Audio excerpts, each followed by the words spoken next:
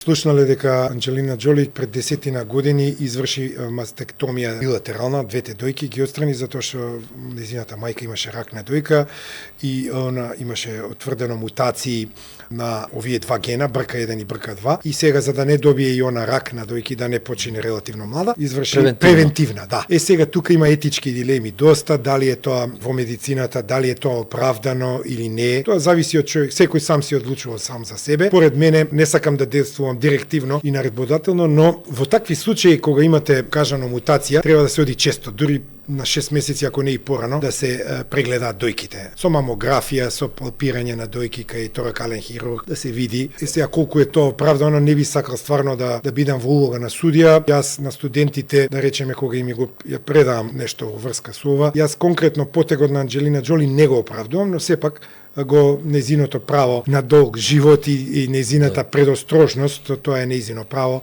така што тука може да се утврди.